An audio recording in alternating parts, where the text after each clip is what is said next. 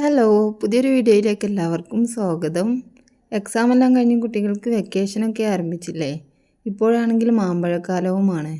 പണ്ടൊക്കെ മാമ്പഴക്കാലം കഴിയാറാകുമ്പോൾ ആ രുചി മഴക്കാലത്തേക്കും കരുതി വെക്കാൻ നമ്മുടെ ഉമ്മമാർ ചെയ്തിരുന്ന ഒരു സൂത്രവിദ്യയാണ് മാങ്ങാത്തര, മാമ്പഴത്തര എന്നൊക്കെ പറയുന്ന മാമ്പഴം ഉണക്കി സൂക്ഷിക്കുന്ന രീതി. അതായത് പഴുത്ത മാമ്പഴം ഉണക്കി സൂക്ഷിക്കുന്ന രീതിയാണത്. അപ്പോൾ ഇന്ന് പഴുത്ത മാങ്ങ കിട്ടിയപ്പോൾ എനിക്ക് തോന്നി കുട്ടികൾക്കും അതൊന്ന് ഉണ്ടാക്കി കൊടുത്താലോ, ആ പഴയക്കാല രുചി അവരും അറിയട്ടെ. എങ്കിൽ നമുക്ക് മാങ്ങാത്തര എങ്ങനെയാണ് ഉണ്ടാക്കുന്നതെന്ന് നോക്കാം. ഒരു വീഡിയോയിലേക്ക് പോകാം. ഇതിനായിട്ട് ആദ്യം നമുക്ക് വേണ്ടത് പഴുത്ത മാങ്ങയാണ്. നാടൻ മാങ്ങയോ കടയിൽ നിന്ന് വാങ്ങിയ മാങ്ങയോ, നിങ്ങളുടെ അടുത്ത് ഏത് മാങ്ങയാണോ ഉള്ളത് ഏതായാലും കുഴപ്പമില്ല. മാങ്ങ നന്നായി കഴുകി വൃത്തിയാക്കി അതിൻ്റെ തോലെല്ലാം ഒന്ന് കളഞ്ഞെടുത്തിട്ടുണ്ട്. ഇനി ഇതുപോലെ ഒന്ന് അരിഞ്ഞെടുത്ത് നമുക്കിത് മിക്സിയുടെ ജാറിലേക്ക് മാറ്റാം. ഇനി ഇത് വെള്ളം ചേർക്കാതെ നന്നായിട്ട് നല്ല പേസ്റ്റ് രൂപത്തിലൊന്ന് അരച്ചെടുക്കണം. നിങ്ങളെടുക്കുന്ന മാങ്ങ നാരുകളുള്ള മാങ്ങയാണെങ്കിൽ അടിച്ചെടുത്തതിന് ശേഷം ഒന്ന് അരിച്ചും കൂടി എടുക്കണം. എങ്കിലും നമ്മുടെ മാങ്ങാത്തര സോഫ്റ്റ് ആവാൻ അതൊന്ന് സഹായിക്കും. ഒരു പാൻ എടുത്തിട്ടുണ്ട്. ഇതൊന്ന് ചൂടായി വരുമ്പോൾ നമുക്കിതിലേക്ക് അടിച്ചു വെച്ചിരിക്കുന്ന മാങ്ങ ചേർത്ത് കൊടുക്കാം. പഴയ കാലത്ത് ഇതുപോലെയല്ല കേട്ടോ മാങ്ങാത്തര തയ്യാറാക്കി എടുത്തിരുന്നത്. അന്ന് മിക്സിയൊന്നുമില്ലല്ലോ. അവർ ഓലപ്പായയിൽ മാങ്ങയുടെ തോല് കളഞ്ഞ് അതിൻ്റെ പൾപ്പ് നന്നായിട്ട് തേച്ചുരച്ച് പിടിപ്പിക്കും. എന്നിട്ട് വെയിലിൽ വെച്ച് ഉണക്കി പിറ്റേ ദിവസം അതിൻ്റെ മുകളിൽ തന്നെ മാങ്ങ വീണ്ടും തേച്ചുരയ്ക്കും. അങ്ങനെ ഒരുപാട് ദിവസം മാങ്ങ തേച്ച് ഉരച്ച് വെയിലിൽ വെച്ച് ഉണക്കി നന്നായിട്ട് ഉണക്കിയെടുത്തതിന് ശേഷം ഉണ്ടാക്കിയെടുക്കുന്നതായിരുന്നു മാങ്ങാത്തര. അങ്ങനെ ഒരുപാട് ദിവസം മാങ്ങ പായയിൽ ഉരച്ച് ഓരോ ദിവസവും ഉണക്കിയെടുത്ത് നല്ല കട്ടിയുള്ള മാങ്ങാത്തര തയ്യാറാക്കിയെടുക്കുകയായിരുന്നു ചെയ്തിരുന്നത്. ഇപ്പോൾ മാങ്ങയിലെ വെള്ളമെല്ലാം മറ്റൊന്ന് കുറുകി വരുന്ന പരുവമായിട്ടുണ്ട്. ഈ സമയം ഇതിലേക്ക് 1/4 ടീസ്പൂൺ ഉപ്പും മധുരത്തിന് ആവശ്യത്തിനുള്ള പഞ്ചസാര കൂടി ചേർത്ത് കൊടുക്കാം. പഞ്ചസാരയോ ശർക്കരയോ ഏത് വേണമെങ്കിലും ചേർക്കാവുന്നതാണ്. നല്ല മധുരമുള്ള മാങ്ങയാണെങ്കിൽ പഞ്ചസാര വേണമെങ്കിൽ ചേർത്താൽ മതി. അതുപോലെ തന്നെ പുളി കൂടുതലുള്ള മാങ്ങയാണെങ്കിൽ ആവശ്യത്തിനുള്ള പഞ്ചസാര ചേർത്ത് കൊടുക്കുകയും വേണം. ഇനി ഇത് നന്നായിട്ടൊന്ന് യോജിപ്പിച്ചതിന് ശേഷം നമുക്കിതിലേക്ക് 1/4 ടീസ്പൂൺ മുളക് പൊടി കൂടി ചേർത്ത് കൊടുക്കുന്നുണ്ട്. ചെറിയൊരു എരിവിന് വേണ്ടിയിട്ടാണ് കേട്ടോ മുളക് പൊടി ചേർത്ത് കൊടുക്കുന്നത്. താല്പര്യമില്ലാത്തവർക്ക് അത് സ്കിപ്പ് ചെയ്യാം. പഴയ കാലത്ത് മുളക് പൊടിയൊന്നും ചേർക്കാതെയാണ് അവർ തയ്യാറാക്കി എടുത്തിരുന്നത്. ഇനി ഇതുകൂടി ചേർത്ത് നന്നായിട്ടൊന്ന് യോജിപ്പിച്ചെടുക്കാം. ഇപ്പോൾ പാനിൽ നിന്ന് വിട്ടു വരുന്നൊരു പരുവമായിട്ടുണ്ട്. ഇനി ഒരു പാത്രത്തിലേക്ക് കുറച്ച് നെയ്യൊന്ന് തടവി കൊടുക്കുന്നുണ്ട്. നെയ്യോ വെളിച്ചെണ്ണയോ എന്ത് വേണമെങ്കിലും ചേർത്ത് കൊടുക്കാവുന്നതാണ്. അതിലേക്ക് തയ്യാറാക്കി വെച്ചിരിക്കുന്ന മാമ്പഴക്കൂട്ട് നേർത്ത പാളിയായിട്ടൊന്ന് പരത്തി കൊടുക്കാം. മാങ്ങാത്തര നമുക്ക് 2 രീതിയിൽ ചെയ്തെടുക്കാം. ഇതുപോലെ ഫസ്റ്റ് ലെയർ ഒന്ന് ഉണക്കിയെടുത്തതിന് ശേഷം പിറ്റേ ദിവസം അതിൻ്റെ മുകളിൽ തന്നെ സെക്കൻഡ് ലെയർ ഒഴിച്ച് അങ്ങനെയും ചെയ്തെടുക്കാം.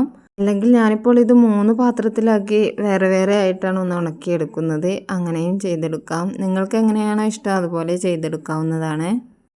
പഴയ കാലത്ത് നമ്മുടെ ഉമ്മമാരും മുത്തശ്ശിമാരും ഒക്കെ ഉണ്ടാക്കി തന്ന ഈ മാങ്ങാത്തരയുടെ രുചിയൊന്നും ഇന്നത്തെ നമ്മുടെ മക്കൾ കടകളിൽ നിന്ന് വാങ്ങി കഴിക്കുന്ന മിഠായികൾക്ക് നൽകാനാവില്ല. അവരും അറിയട്ടെ ഈ പഴമയുടെ രുചിയൊക്കെ. ഇനി മാങ്ങ കിട്ടുമ്പോൾ ഇതുപോലെ മക്കൾക്കൊന്ന് തയ്യാറാക്കി കൊടുക്കൂ. നിങ്ങൾ ആദ്യമായിട്ടാണ് ഈ ചാനൽ കാണുന്നതെങ്കിൽ ഒന്ന് സബ്സ്ക്രൈബ് ചെയ്ത് സപ്പോർട്ട് ചെയ്യണേ. വീഡിയോ ഇഷ്ടമായിട്ടുണ്ടെങ്കിൽ ലൈക്ക് ചെയ്യണം. വീഡിയോയെക്കുറിച്ചുള്ള നിങ്ങളുടെ അഭിപ്രായങ്ങൾ കമൻറ്റിലൂടെ എഴുതി അറിയിക്കുകയും വേണം.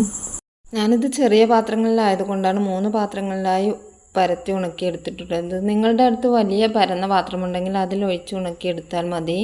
മുമ്പ് ഞാനൊരു അങ്കമാലി മാങ്ങാക്കറിയുടെ റെസിപ്പി അപ്ലോഡ് ചെയ്തിരുന്നു. അത് കാണാത്തവരുണ്ടെങ്കിൽ ഒന്ന് കണ്ട് സപ്പോർട്ട് ചെയ്യണേ.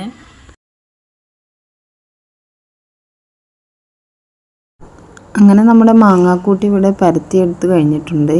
ഇനി നമുക്കിത് വെയിലിൽ വെച്ച് ഉണക്കിയെടുക്കാം. ഞാനിതൊരു ഉച്ച സമയത്താണ് ഉണ്ടാക്കിയെടുത്തത്. അന്ന് വൈകുന്നേരം വരെയുള്ള വെയിലും പിറ്റേ ദിവസത്തെ വെയിലും അങ്ങനെ 2 ദിവസത്തെ വെയിലിൽ വെച്ചിട്ടാണ് ഞാനിത് ശരിക്കും ഉണക്കിയെടുത്തത്.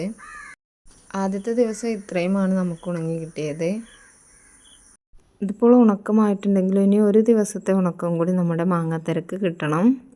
ഇതിപ്പോൾ നമ്മുടെ മാങ്ങാത്തര നന്നായിട്ട് ഉണങ്ങി നല്ലൊരു സ്വർണ്ണ നിറമായി വന്നിട്ടുണ്ട്. ഇനി നമുക്കിത് സാവധാനം പ്ലേറ്റിൽ നിന്നും ഒന്ന് അടർത്തിയെടുക്കാം. മാങ്ങാത്തര കഷ്ണങ്ങളായി മുറിച്ച് ഭരണിയിലോ എയർടൈറ്റ് കണ്ടെയ്നറിലോ സൂക്ഷിച്ചു വെക്കാം. മാസങ്ങളോളം കേടുകൂടാതെ ഇതിൻ്റെ രുചി നമുക്ക് ആസ്വദിക്കാവുന്നതാണ്. നമ്മുടെ നഷ്ടപ്പെട്ടു പോയ ആ പഴയ രുചികൾ നമ്മുടേതായ രീതിയിൽ തിരിച്ചു പിടിക്കാൻ ഈ മാങ്ങാത്തര നിങ്ങളും ഒന്ന് പരീക്ഷിച്ചു നോക്കൂ.